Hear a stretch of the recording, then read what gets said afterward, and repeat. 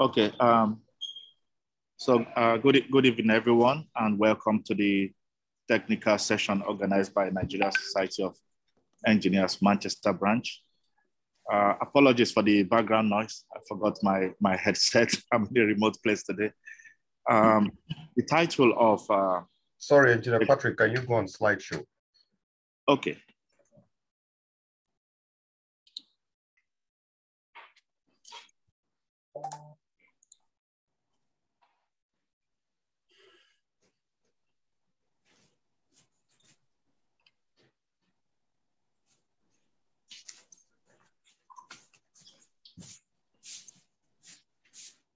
Is that okay?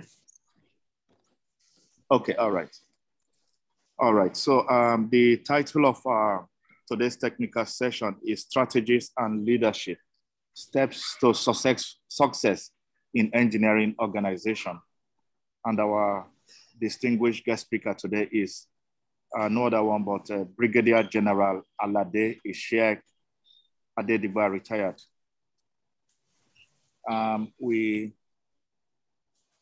We recognize all those present here, our guest speaker, any member of the ESCO present, any member of the branch.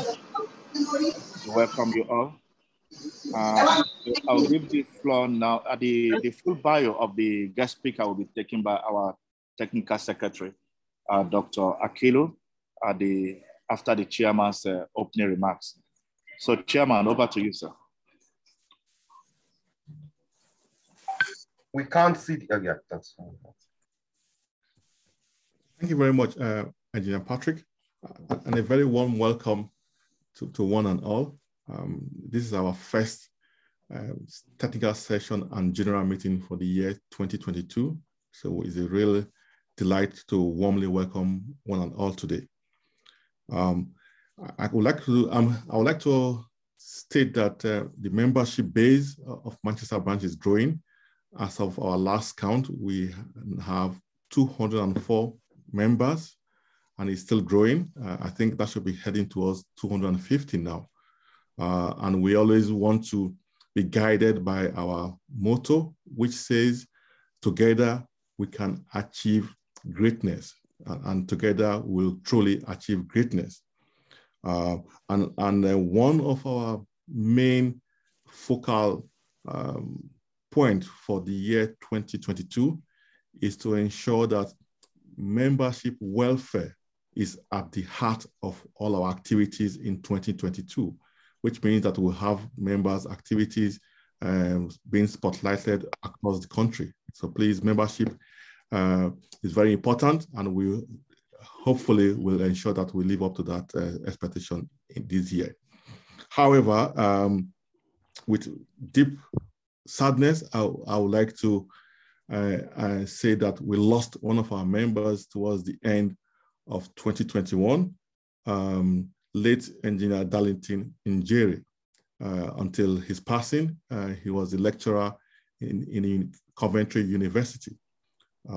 So we are deeply saddened, and his funeral will take place Friday, 11th February in Birmingham. All those who can make it, please, we encourage everyone to try to join us for the burial of our colleague and good friend. May I please use this opportunity to crave your indulgence and say we have a minute silence to mark to mark him, please. Just 1 minute silence, then we can pass on to the general to present, to pass on to Kelly to read the citation of the general. So just 1 minute silence, please. Thank you all.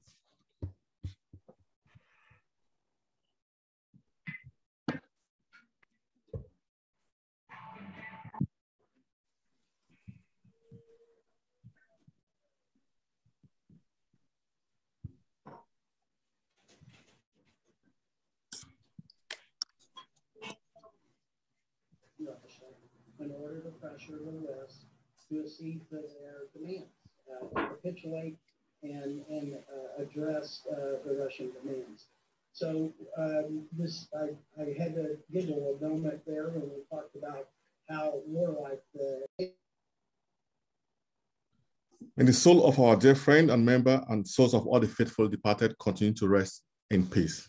Amen. Amen. Engineer Kilu, I pass on to you, please.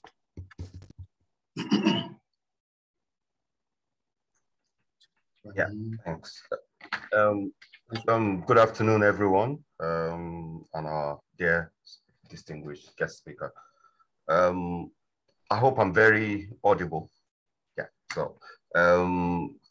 so Alade Isiaq Adedigba is a retired Brigadier General of the Nigerian Army.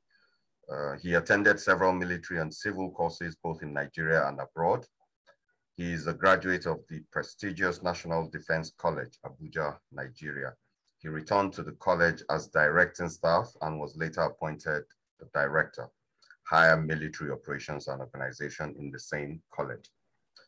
Alade holds a Bachelor of Science degree in Electrical and Electronic Engineering from Obafemi Awolowo University, Ile-Ife, Nigeria.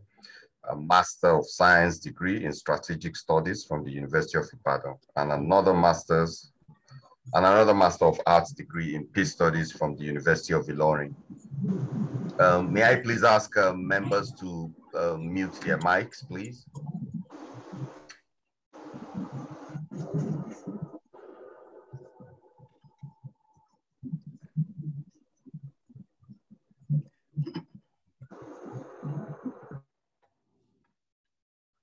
Sorry about that, everyone. So he also obtained a Doctor of Philosophy degree in Peace and Development Studies from the same university. General Alade Adedigba served in many capacities in the Nigerian Army and as well as the African Union and United Nations peacekeeping operations in Sierra Leone and Sudan. He's a consultant and facilitator to many organizations and institutions, including the United Nations Development Program and National Defense College, Nigeria. General Adedigba is the recipient of several military awards and medals, as well as Distinguished Fellow, National Defense College, Nigeria. Alade is the author of the book titled The Arts of Strategy and Leadership, Keys to Management Success, that was published in 2019. His presentation today would be the first within our theme of 2022 titled Strategy. General, thank you very much for honoring our invitation. And please, the floor is yours when you're ready.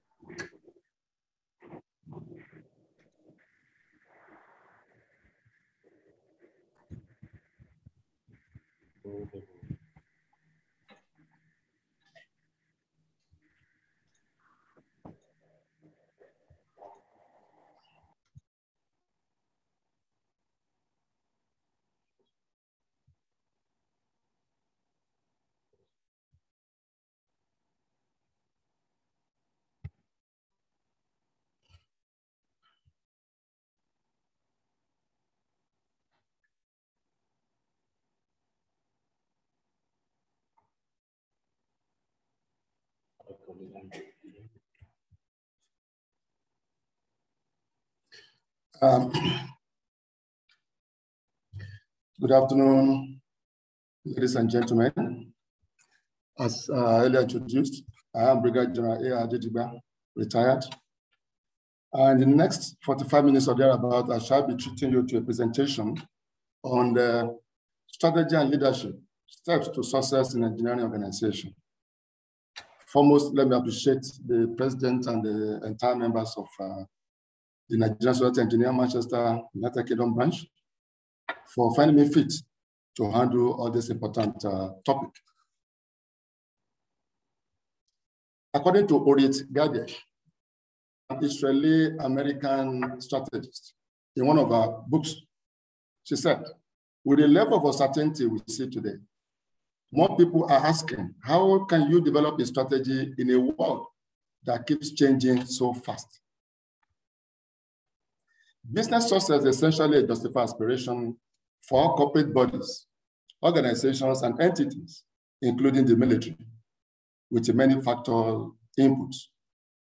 Critical in this input is the drive provided by leadership and the strategy to attain success in the midst of environmental uncertainties. Leadership, therefore, is about developing people and helping others reach their full potential to maximize the success of the organization. While strategy, on the other hand, provides a clear roadmap to a defined objective consisting of guiding principles or rules, the actions to be taken, and the resources required to achieve the desired goals.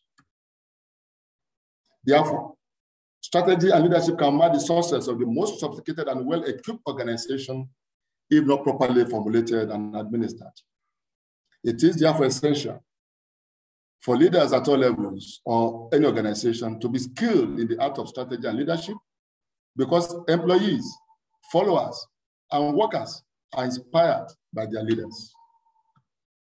This, therefore, brings me to the aim of this presentation, which is to present strategy and leadership as vital elements of success in engineering organization.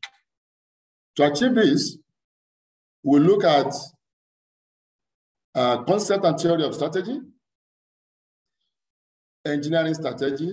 Thereafter, we'll look at leadership, what constitutes engineering leadership.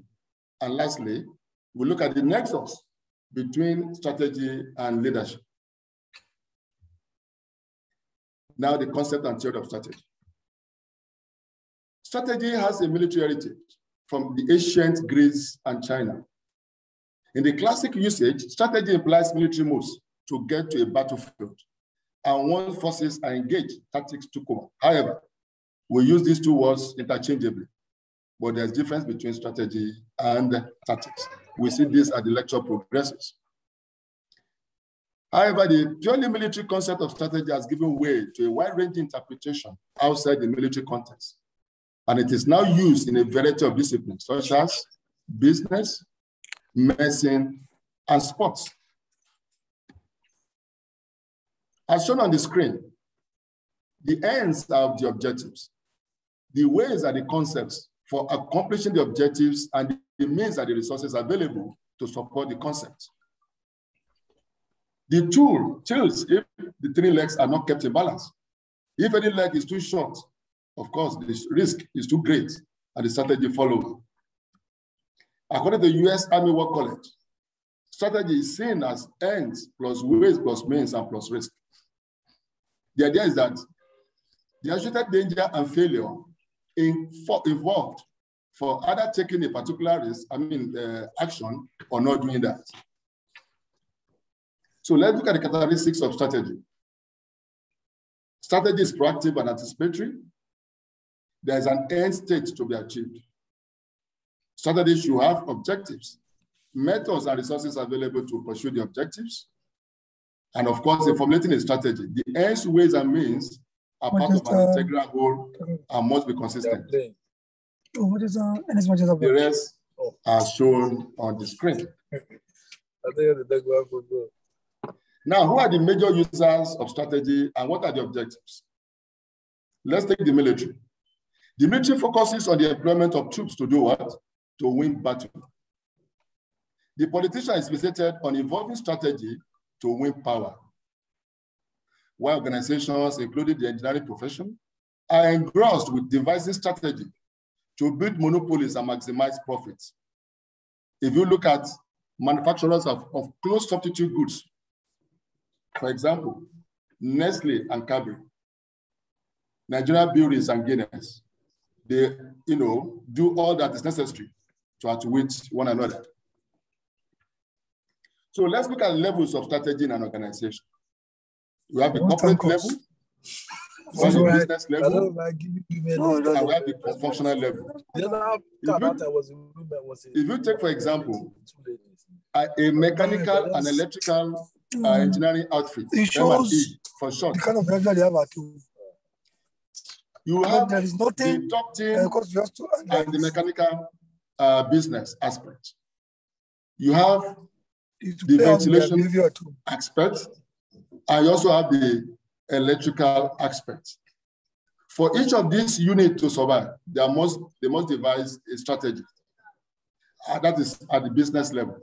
At the functional level, you have the finance department, human resource, manufacturing, and marketing that enable those business units to achieve their aim. Now, what is the strategy formulation?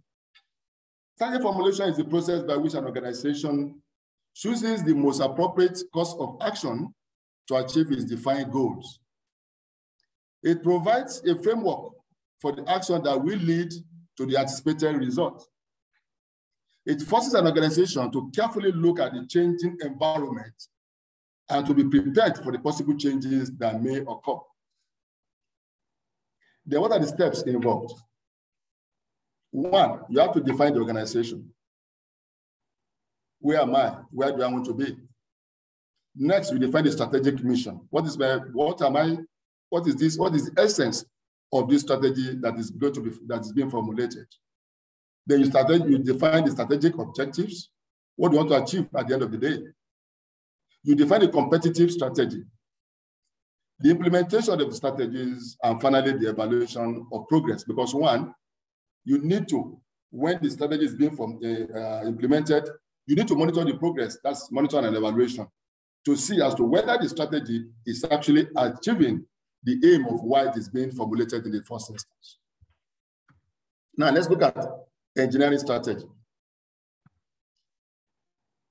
As shown on the screen, you have the resources, which is the means. You have the ways, that is the diagnosis and the policies that is being put in place. All this together, leads to the achievement of the objective, which is the end state. So what are the characteristics of engineering strategy? It is the right combination of different factors. It relates the engineering organization to the environment, because whatever that is happening within the organization, must take into consideration the environment. It is an action to meet a particular challenge, to solve particular problems, or to attain desired objectives.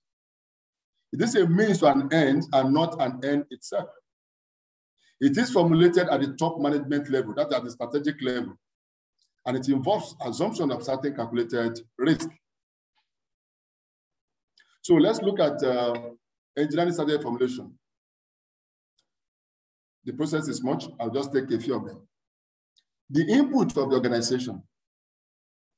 The various input, that is the people, the capital involved, management and technical skill, and others, including goals input of the claimants, that is the employees, the consumers, the suppliers, the stockholders, need to be taken into consideration.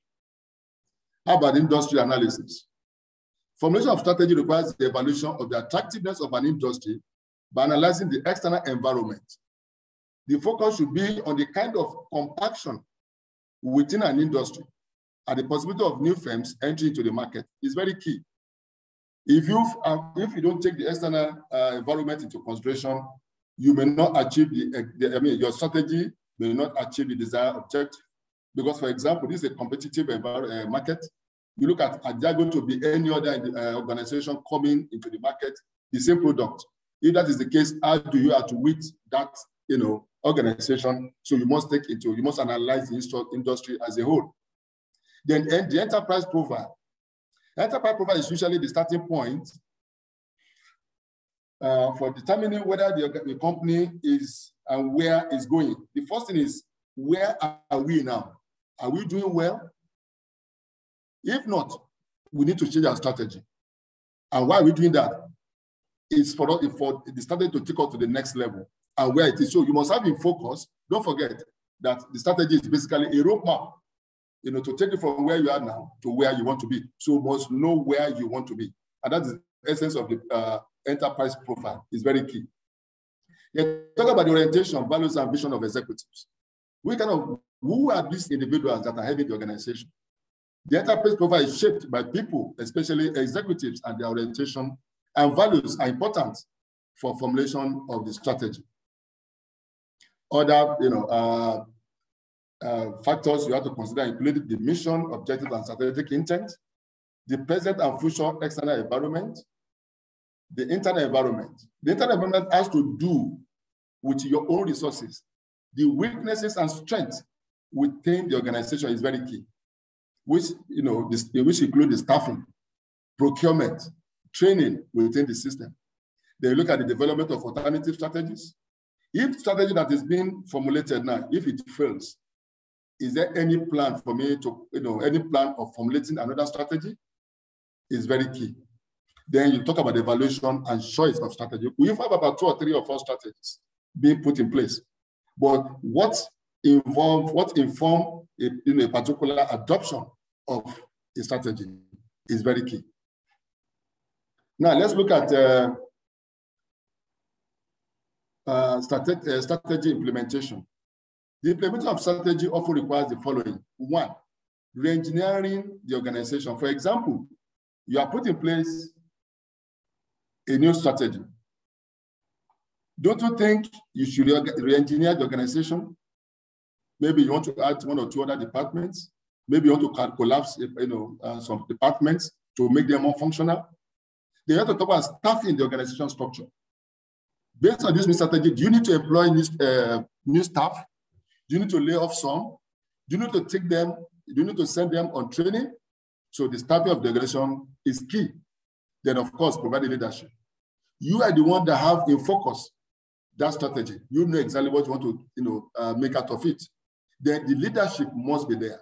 And that's why it was said earlier in this lecture that the most sophisticated organization without the right mix of strategy and leadership, we fail.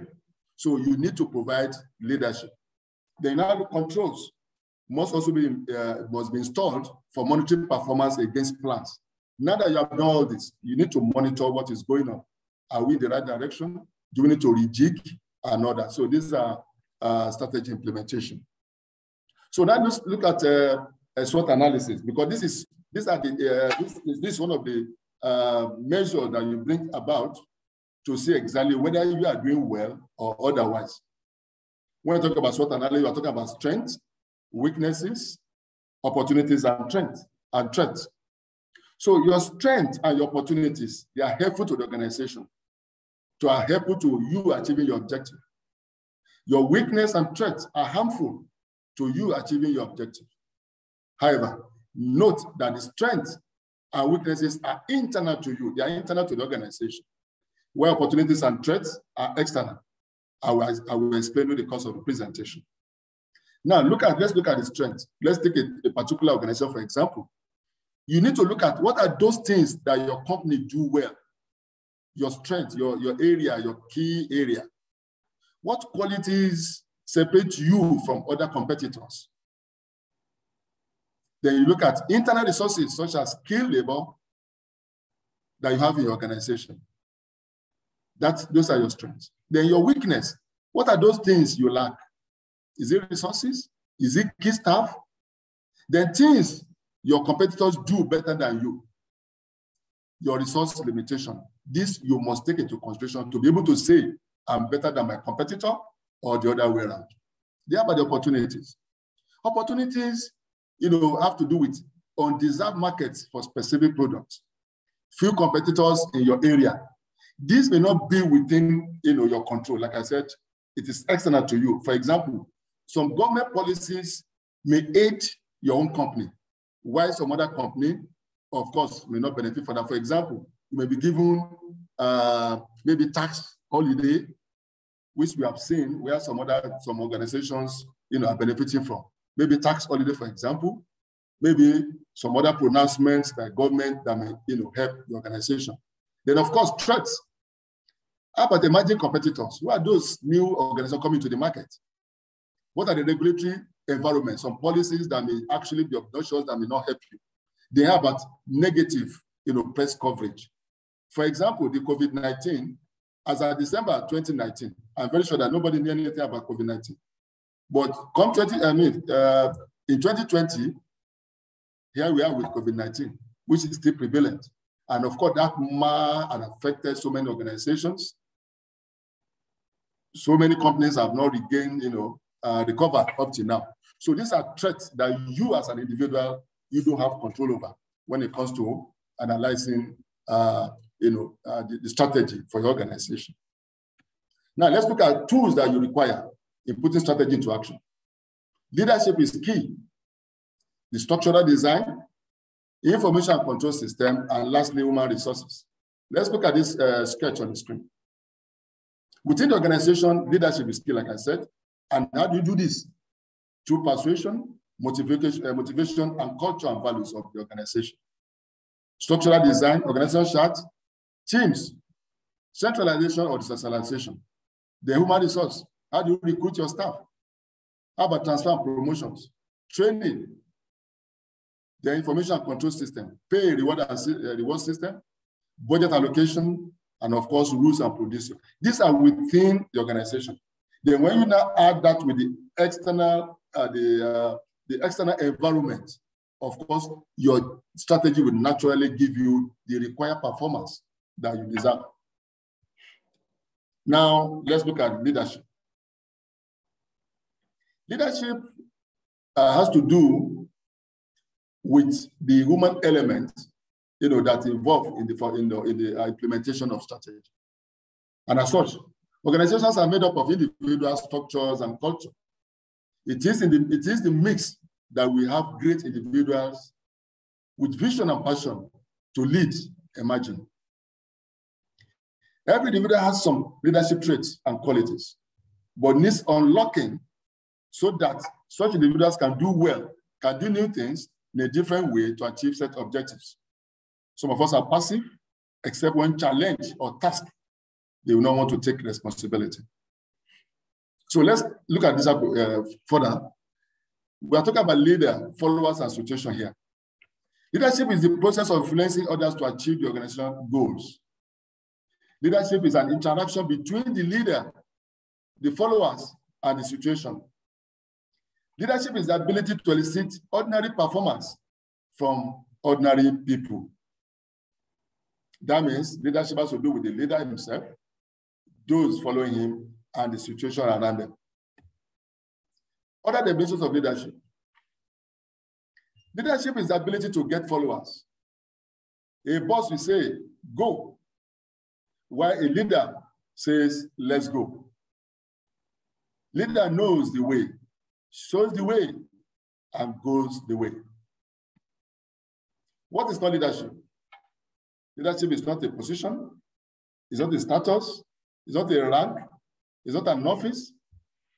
Leadership is not a destination, neither is it authoritarian. The rest are shown on the screen.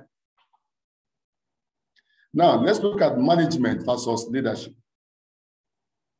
As shown on the screen from that sketch, management is doing things right, but leadership is doing the right things. Management is efficiency in climbing the ladder of success, but leadership determines whether the ladder is leaning against the right wall. Otherwise, it falls. Management is results focused, but leadership is people focused in order to achieve the desired results. Management uses management tools of planning, organizing, coordinating, and directing to achieve set objectives. But leadership uses leadership tools of communication, motivation, and delegation to influence people into achieving set objectives. Therefore, please note that no management success can compensate failure in leadership.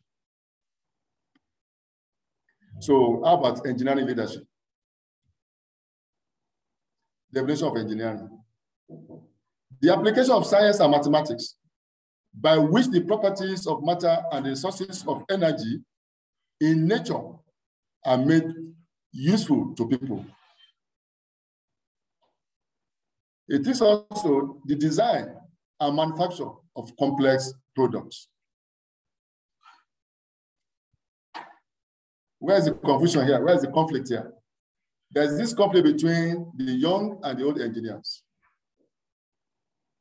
A young engineer will say they don't want to carry us along, while the older engineer don't mind them, they don't want to pay attention. Engineering leadership is the ability to lead a group of engineers and technical personnel responsible for creating, designing, developing, implementing, and evaluating products, systems, or services. Engineering leadership is an approach that influences others to effectively collaborate and solve problems. Engineering leadership requires 1, technical expertise, authenticity, personal effectiveness, and ability to synthesize the vast expertise and skill sets. Through engineering leadership, individuals and groups implement transformative change and innovation to positively influence technologies, organizations, communities, society, and the whole world at large. What are the elements of engineering leadership? You have the people, execution, strategy, technology, and self-awareness. People represent the element of attracting, motivating, and leading the people. Execution represents the element of consistently deliver innovation with just enough process. Strategy represents the element of aligning the goals and deliverables of the engineering team with the business strategy of the company. While for technology, represent the element of understanding architecture, computer science, fundamentals, and technical details. Self-awareness represent the element of understanding one's relationship with and impact on others. What are the dimensions of technical leadership? Successful engineering leaders should master 5 strategic dimensions. This includes coach for peak performance.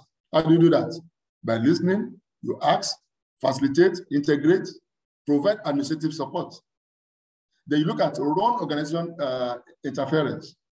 You look at orchestrate professional development, expand individual productivity through teamwork, and lastly, you facilitate self-management.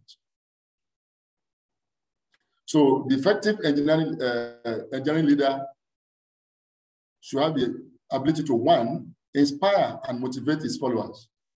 You must communicate clearly to others. You must lead by example. You must exercise power through cooperation.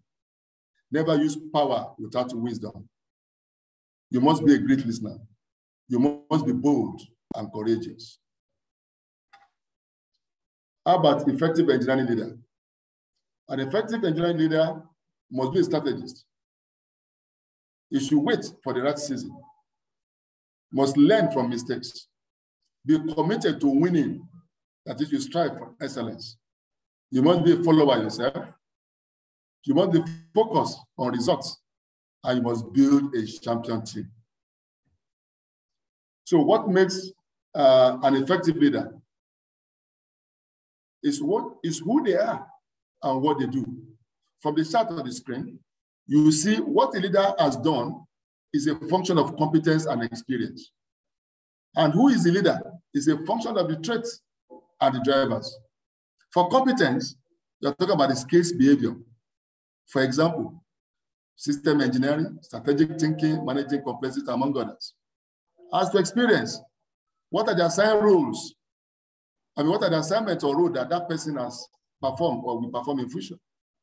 You talk about functional experience, business growth, among others. Then who is this leader? Who is the leader? You talk about the traits. That is a function of interactions, attitudes, and natural tendencies a person leans towards. And you see this through openness of differences, resilience, and adaptability. Then what are the drivers? Drivers are the values and interests that influence a person's career, path, motivation, and engagement.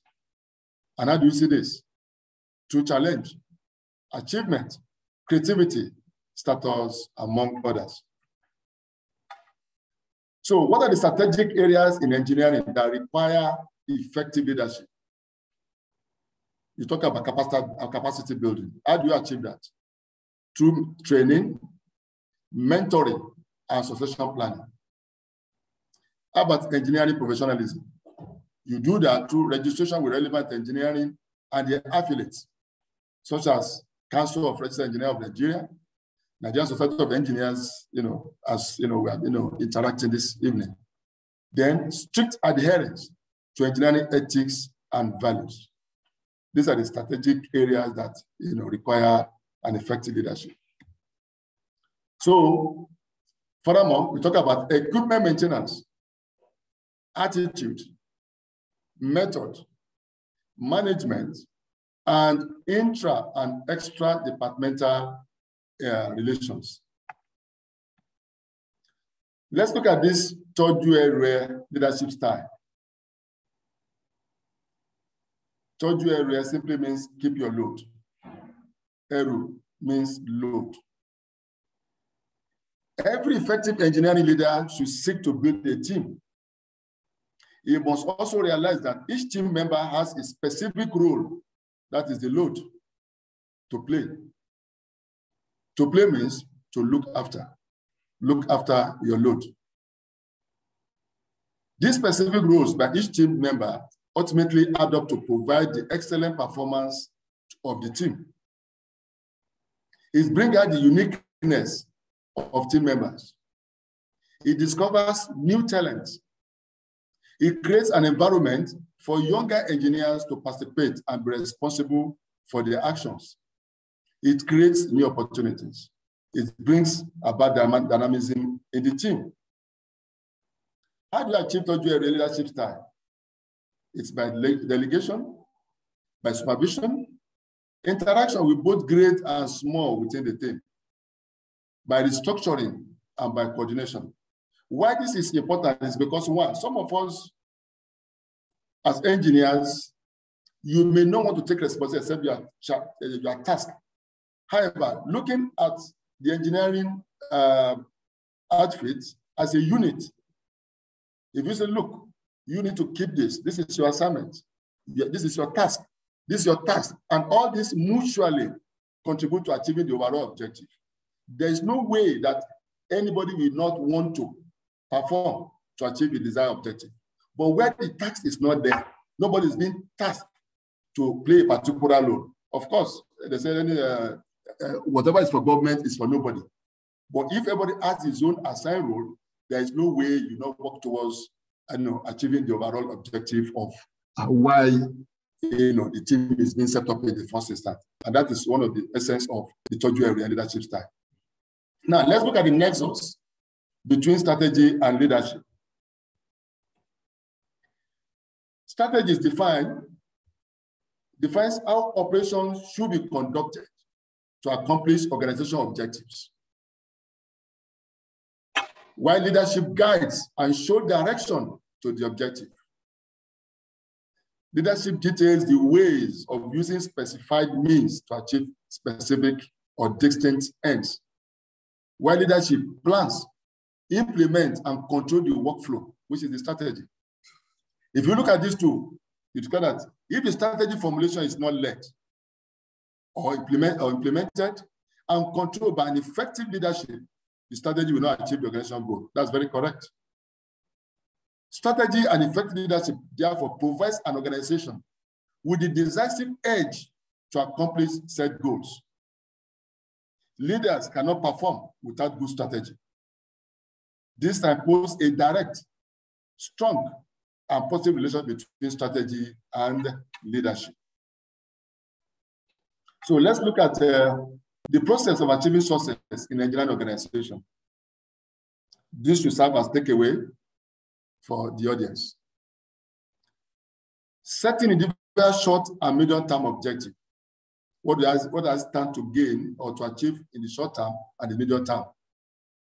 Identifying a mentor and mentoring others as you progress. When you have a mentor, of course, you aspire to want to be like him or even better than him. Continuous improvement, including taking advantage of available internal and external resources. Achieving technical competence, that means continuous development. Cultivating internal and external partners. Dedication, timekeeping, and being resourceful. Having a stable family is very key. Integrity and small ethics cannot be overemphasized in you wanting to achieve success in an engineering organization. Ladies and gentlemen, in the last 40 minutes or thereabout, I've taken us through the rudiments of what strategy and leadership is all about. will come about, we later relate the strategy into the engineering profession. And of course, we discuss that there cannot be an effective strategy without good leadership. They both go hand in hand. We look at the idea of third area type of leadership.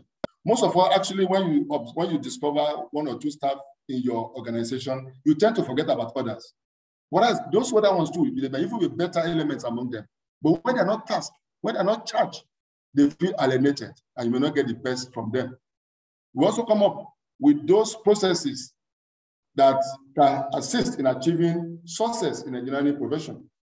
You must have that your goal. What are the short and long-term objectives? You must have somebody in focus that you want to be or even surpass. And of course, you try to mentor those coming after you. If you don't have a stable family or life, there is no way you have peace at workplace. And lastly, integrity and strong ethic is very key for us to do well in an organization. I thank you sincerely, and this brings me to the end of my presentation. We now go to question and answers, to clear doubts or areas that are not too clear. Thank you very much. Thank you, General. Are you able to take the questions directly from the chat, or would you want the chairman to read them out? I will want it read out so that I don't miss anyone. Okay. But I can see one here from Adeyemi. Hello? Okay. Yep, we can hear you. If you want to start with that one. One from Adeyemi. Okay, if you want to start by taking that one, that is absolutely fine. But, I've not seen the order of which they are coming. I'm just saying, I'm seeing that. If I can take that, or if the president will lead, I don't have a problem with that. So, Chairman.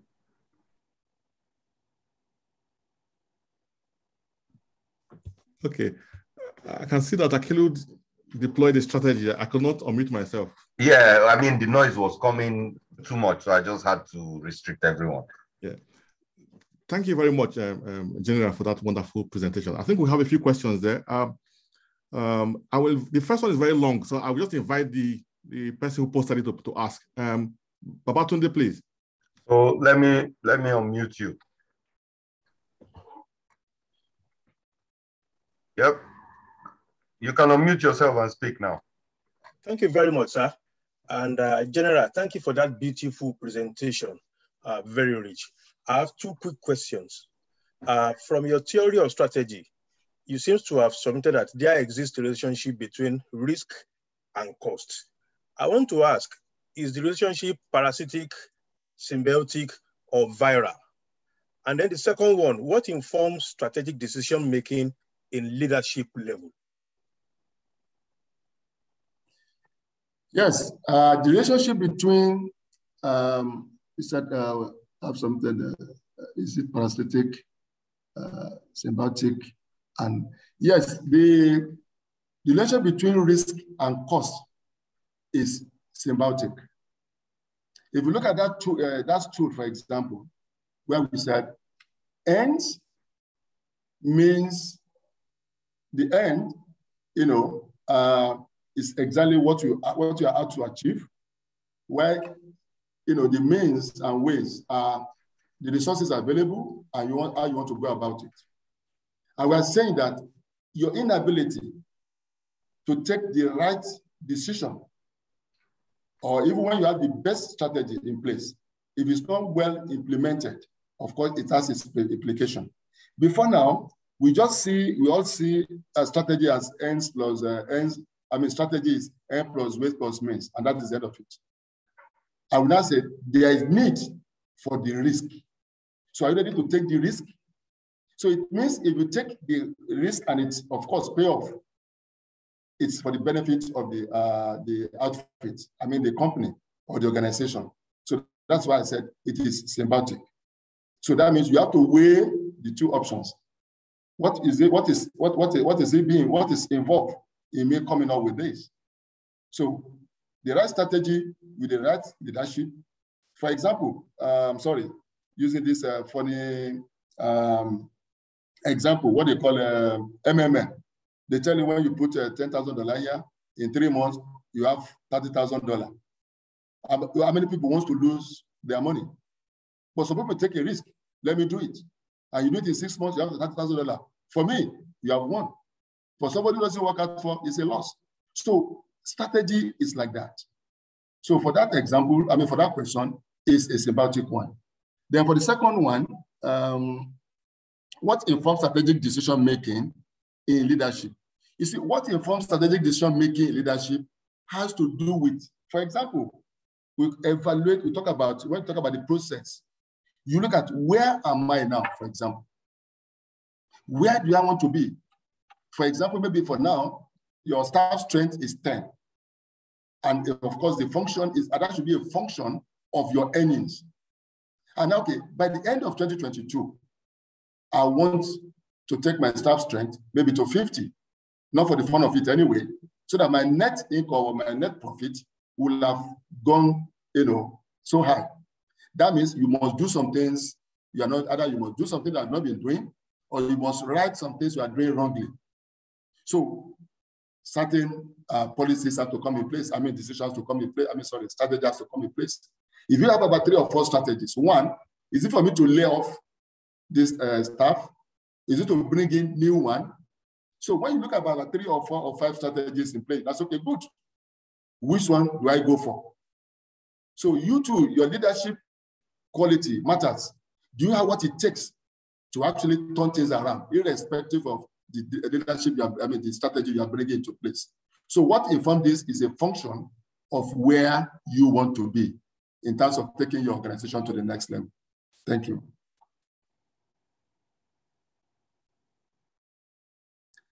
I think there's another one here by Chukwuma Ogbonaya. During implementation of a well-thought-out strategy, should the mindset be flexible or efforts must be made to stick to the initial actions plan? For this, your mind must be very flexible. Because one, if you have the best strategy in place, as I said earlier, if the leadership aspect is not there to drive the strategy, you will still not get to where you want to be. But if you keep your mind open, if you keep your options open, you can try a particular strategy, it may fail. Nothing stop you from trying the other one.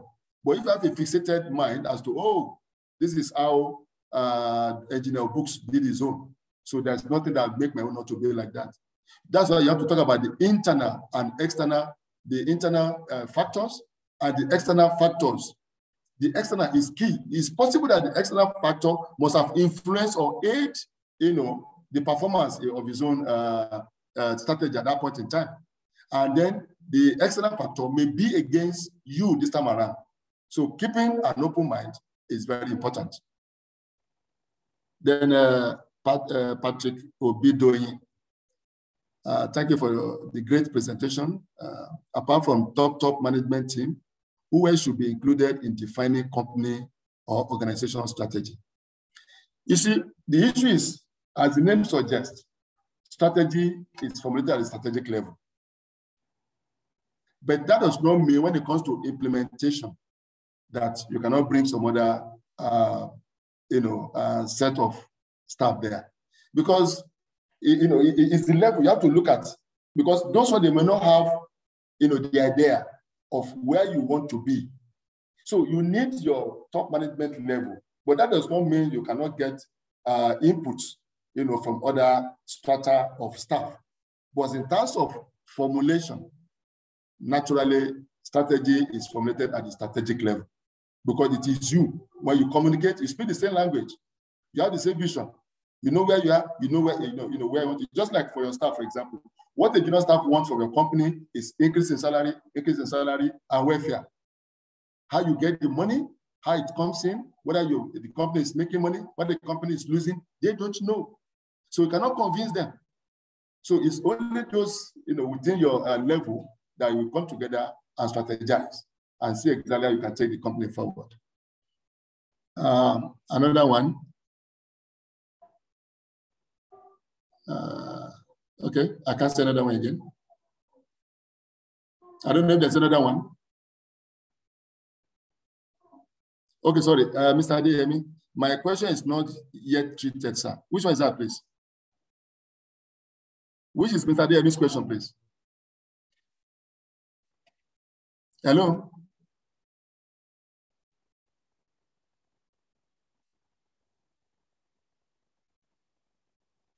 Okay, Mr. Adeyemi, okay, sorry. Is a strategy that leads to creation a monopoly product a good strategy?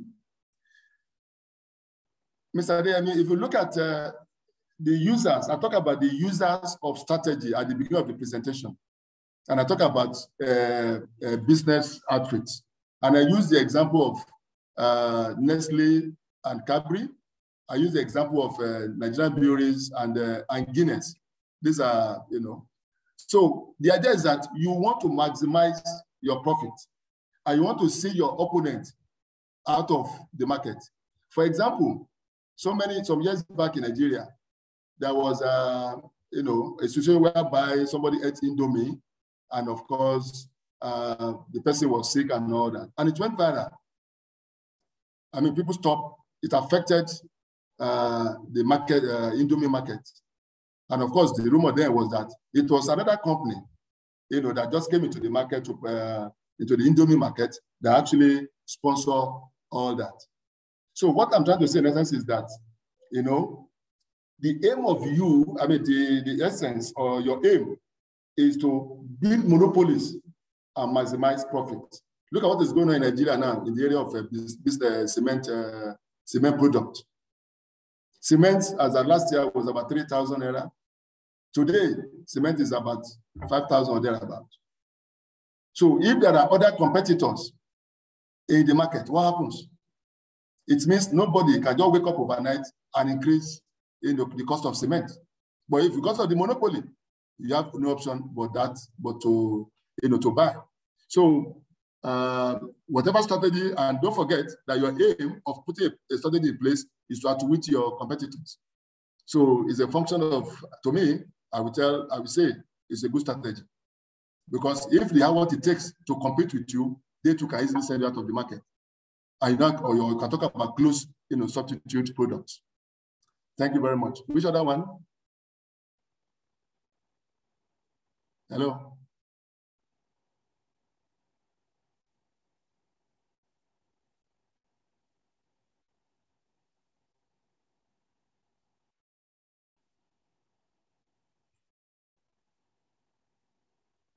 There's another one here. No management process can compensate for failure in leadership. Do you believe that emphasis should be on developing character and leadership as opposed to competence in management? You see, what we are trying to say here is that, I try to bring out the nexus between management and leadership. And what we are saying here is that even when talking about good management is a function of leadership. For example, as the chairman of an organization, if your CEO, who is the head of admin, for example, the management head, if it's not doing well, you will leave him. For you as chairman to be able to identify that this man is not doing well, it means you have what it takes, to identify that man as not being okay. So what we're saying is, when I say no management process can never compensate for failure in leadership, is that no matter how much you achieve as a manager, if the leadership is not there, it's not there. Of course, the management is on its own, no doubt about that. Don't forget, I said there are tools employed by the management, and there are tools employed, as a leader. So I'm just saying that leadership in any organization cannot be overemphasized. The importance, it is very key, because it is that leadership that will even be able to identify that the management is doing well or the management is not doing well. You can even make $1 billion as a turnover in a particular year. The leadership may still believe that you have not done well because they know what they are putting in place or into the system for you to have come up with that. That's exactly what distinction between the two is talking about. So the emphasis should actually be developing character and leadership as opposed to competence. You need a good management, but of course, it's not out of place to develop character, because that is when you'll be able to discover that the right thing is being done within the organization. I've not seen.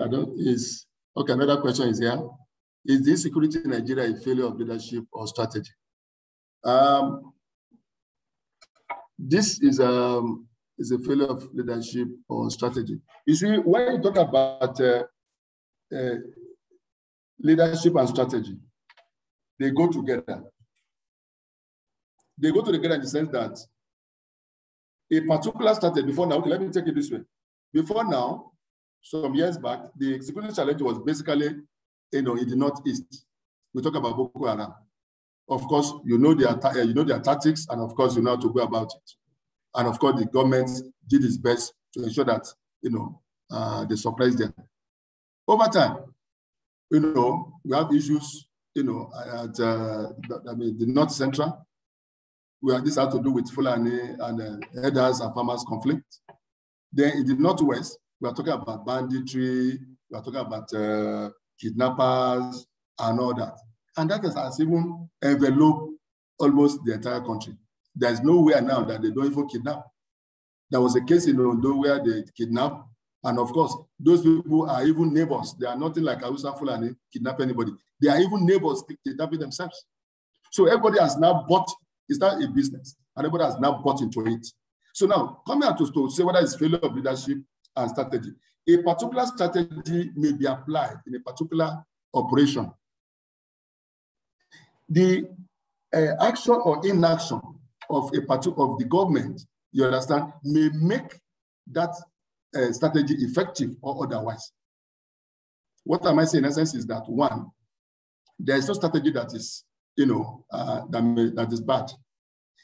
A bad strategy, if well implemented, may achieve the desired result. The best strategy, if not well implemented, will achieve nothing. So for you, this is a mix of the two.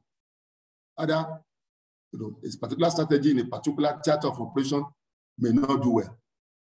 So, and it may not do well because maybe it could be a function of time. Function of the time in the sense that, one, maybe the commander or the leadership need to respond immediately, where it takes about 5 minutes, 10 minutes, 24 hours or thereabout to act, may not achieve the desired objective. So basically, it's a mix of the two. It's a mix of the two. One of the takeaways about how engineers need to improve their technical competence. How do you advise young engineers coming out of engineering school, mainly with theoretical competence, go about developing technical competence? Yes, of course. I remember I did electrical electronics for my first degree. And I remember I went on industrial attachment for 3 months. I don't know whether it is still obtainable. So for me, it is you as an individual. You want to be a successful engineer. You want to be a competent one. You need to. There's no amount of theory or even practical that has been given in the university that will be enough to take you to the next level. So you need to develop yourself. And that's why you talk about the issue of mentor. Look at somebody ahead of you. This man has done well in the area of electronics, in the area of computer. Why don't you look at you? You look up to him. Possibly you attach yourself. So in any case, you need training and training and training. You need to acquire that technical expertise wherever you can get it from. And that is exactly what we're talking about. The competence must come on the job training. If you don't perfect something, if you don't try something, you will not make mistake. If you don't make mistake, you will not know how to adjust. And if you don't adjust, you can never be, you cannot be competent or efficient in that particular field. So they must naturally, have hands-on in the relevant, field of endeavor. Thank you.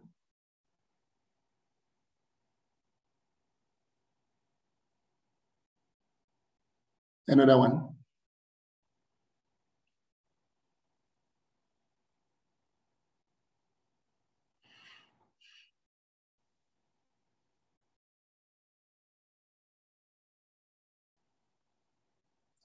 you have another question?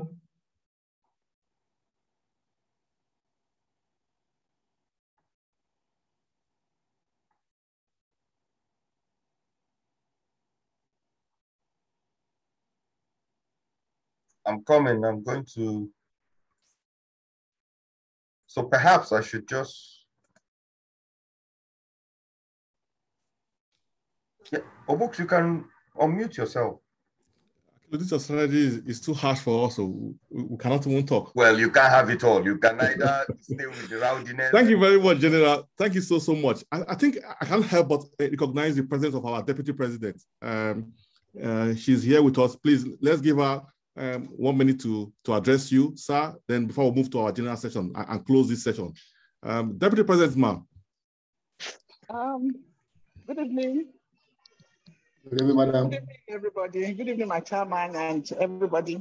And Happy New Year once more. I'm sorry that I came late. We have our point program of the president tomorrow. And we're having dinner with the president of the FAU. That's why I couldn't enter early. But I must commend you. You know, you never miss this webinar series, and it's very commendable. So I congratulate you for yet. I'm sure that it's a very good one, as always. So I congratulate you, and I wish you very well. Thank you. Thank you very much, ma'am. Our past president is here. Alade family, sir. Yes, sir. Mr. Chairman, sir. Thank you very much. That was awesome. General, well done. Thank you very much. We'll ask the chairman where's your location and get your details. I was lucky. I flew from Uyo, and luckily, though delayed flight, I was able to try to join at 6, even before 6. That's amazing. So I missed a little part of it, but I am sure it was very well. I also look at what you have said and now examine myself and see how much I've done and what I still need to do. It's a very good one. National branch, well done. It shouldn't be technical always. This is very good. Congratulations. Thank you. Thank you very much, General. At this juncture, I think we need to invite our General Secretary to give a vote of thanks to our guest speaker today, General Adedigba. Thank you, Chairman. Good evening, everybody, and Happy New Year to you all. I'd like to say thank you to our distinguished guest speaker, General Alade Adedigba. Thank you for your interesting and informative presentation on strategies and leadership. Thank you, madam. We appreciate your time, and big thank you again to all our participants. Thank you for supporting this branch. And I'll hand over to the chairman for the next session. Thank you very much, General Secretary. General, we have a present for you, but I think we'll have to communicate it to you through the technical secretary. That will come to you, sir. No problem at all. Okay.